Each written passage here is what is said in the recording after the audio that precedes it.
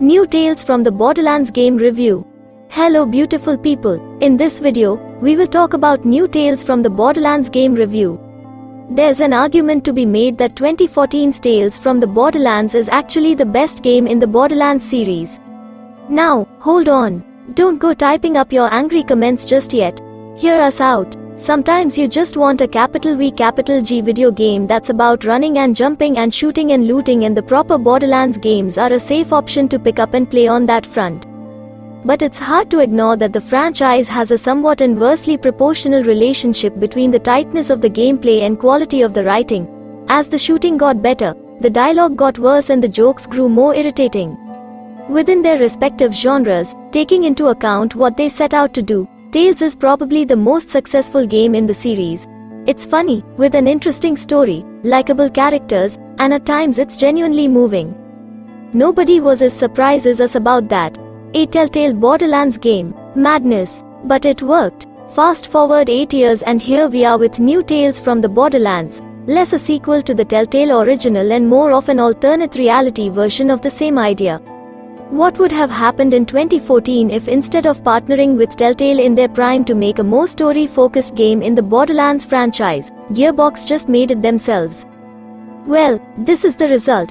And it's rubbish. By the way, we are gathering gamers and gaming lovers like you in our YouTube channel RAYAROZEN, so it would be nice if you join our gaming community by subscribing our YouTube channel. We upload a cool game stuff like gaming reviews, different gameplays, top 10 games compilations etc. Taking place after Borderlands 3 but without really requiring any knowledge of any previous Borderlands games to understand the story, New Tales has 3 playable characters that you'll control at various points throughout the 10-hour adventure. There's Anu, a smart but anxious scientist who's a pacifist inexplicably working for a weapons manufacturer. There's Fran, a frozen yogurt seller in a hover chair who has anger management issues. And there's Octavio, a hipster moron who is introduced to us in a cutscene in which he rebukes a pizza vendor for their problematic, exaggerated or Italianer accente. It's as cringe-inducing as it sounds. The 3 heroes aren't so much characters as they are merely vessels for the next insipid gag. Anu, for example, is the clever one in the gang right up until she needs to be an idiot for a joke to land. One minute she's solving complicated physics problems, and the next she doesn't know how a door handle works. And that's the punchline. Lol. Fran and Octavio are similarly troubled. Fran's entire personality is based around her talking about frozen yogurt, creepily offering to give people mouth to mouth when they obviously don't need it, and punching people real hard. That's it. Octavio just does the stupidest thing imaginable in every situation to drag the story out a little longer. At one point he forgets what the place he works at, where he spent half the game, by the way, looks like. They get about 10 minutes out of that zinger. The side characters are a mixed bag.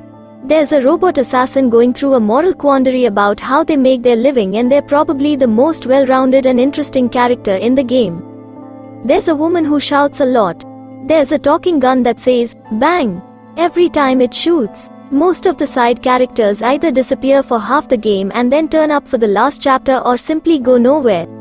Rhys from the original Tales from the Borderlands has a small role in the first chapter, and if you think what they did with him in Borderlands 3 was a slap in the face to fans of the Telltale game, then this isn't going to make you feel any better. Not content with ruining their own characters, New Tales from the Borderlands retroactively ruins the original Tales from the Borderlands by turning its protagonist into just another Borderlands GAGTM. So thanks for that. Every now and again between inane comedy routines there's a story to be told. It involves a magic rock that has the power to help humanity, but there's baddies who want to use it for their own nefarious ends. It's a slight, low-stakes narrative, and even at only 10 hours it feels drawn out, with long, boring sections where nothing remotely interesting happens to push the tale forward. By the final chapter we just didn't care anymore. None of the growth feels earned or deserved. And then as a final insult, when we got to the ending we were told that one of the main characters had died, off-screen, with no explanation whatsoever for how or why.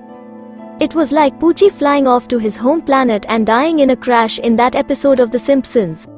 Utter nonsense. Everything about New Tales feels like a poor version of the original, even down to the music. The first game featured a licensed soundtrack that was at times expertly employed.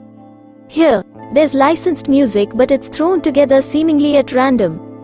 There's a cheesy montage scene of the gang getting to know each other backed by a low-key, almost dream pop track, and later a quiet, more reflective scene backed by a jaunty, more upbeat piece.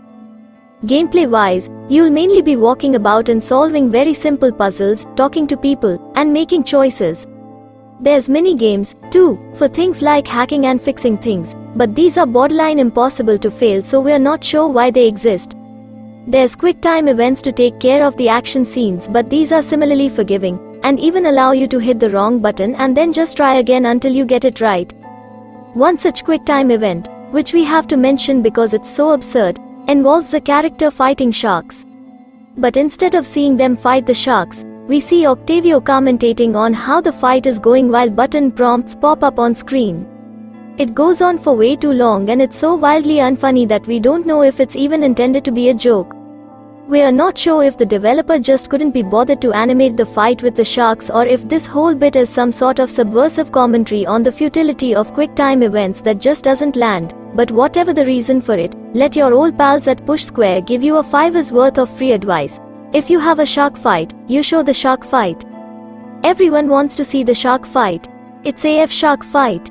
We can scarcely recall an occasion where we were more disappointed by a sequel than new Tales from the Borderlands. We wanted to love this. We'd have accepted liking it. But we hate this game. This is a 10-hour narrative adventure that feels 4 times as long as it needs to be, with dreadful characters and appalling, relentlessly unfunny jokes. It's a spectacular misfire. Its only success to speak of being the rare example of a sequel so bad that it ruins the original, too. So, that's it for this video. Hope you enjoyed it.